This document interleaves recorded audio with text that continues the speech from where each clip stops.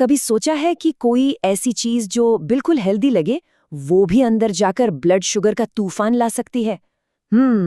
आज ना एक ऐसे ही बड़े चौंकाने वाले केस को देखते हैं। चलिए मिलकर इस रहस्य को सुलझाते हैं। ये कहानी शुरू होती है एक ऐसे एक्सपीरियंस से जिसने सच में हमें भी हैरान कर दिया। सोचिए, कोई एक पौष्टिक खाना खाए, जैसे कुट्टू के चीले, और ये सोचे कि भाई अब तो खूब एनर्जी मिलेगी। पर होता है ठीक उल्टा। ब्लड शुगर का लेवल अचानक से आसमान छूने लगता है। ऐसी चीज जिसकी किसी ने कल्पना भी नहीं की थी।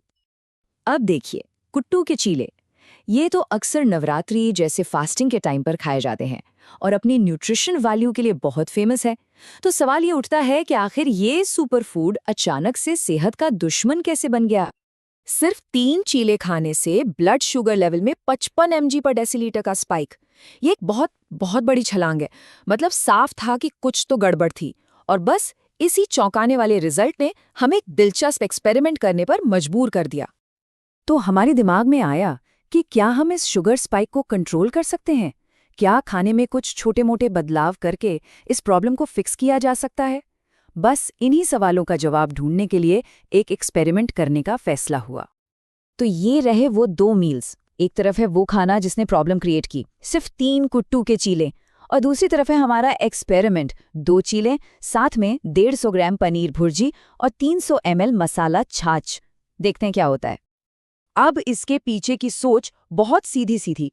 हमने कार्बोहाइड्रेट्स यानी चीलों को 3 से घटाकर 2 कर दिया, और साथ में प्रोटीन के लिए पनीर भुर्जी और फैट्स के लिए पनीर और छाछ को जोड़ दिया।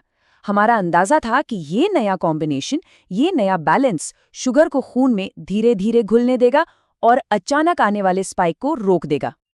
तो एक्सपेरिमेंट तो तैयार था, अब बस इंतजार था रिजल्ट्स का। सवाल ये था कि क्या ये छोटा सा बदलाव सच में काम करेगा? क्या ग्लूकोज मॉनिटर कोई अच्छी खबर सुनाएगा? सबकी नजरें बस उसी पर टिकी थीं। और रिजल्ट्स हैरान कर देने वाले थे। जहां सिर्फ चीले खाने से शुगर 55 यूनिट्स तक पहुंच गया था, वहीं हमारे इस बैलेंस्ड मील ने उसे सिर्फ 24 यूनिट्स पर ही रोक दिया।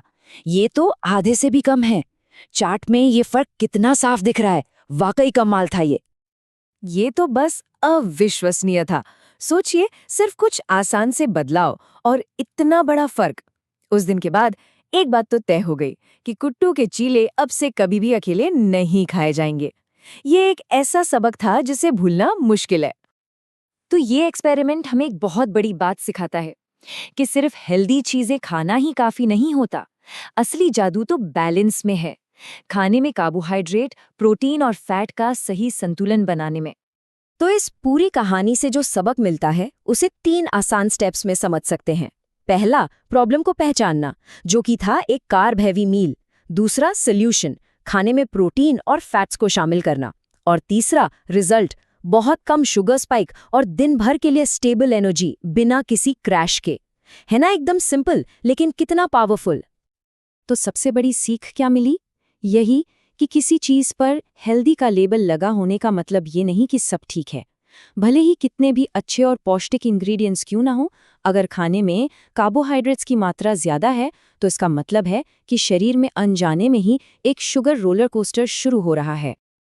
और अब एक सवाल जो हम सबको सोचना चाहिए, हमारे अपने खाने में ऐसी कौन सी हेल्दी चीज छिपी हो सकती है जो चुपके से ब्लड शुगर स्पाइक कर रही हो? अगली बार जब भी कोई खाना खाएं तो इस बैलेंस वाले नियम को जरूर याद रखिएगा। ये सेहत में एक बहुत बड़ा और अच्छा बदलाव ला सकता है।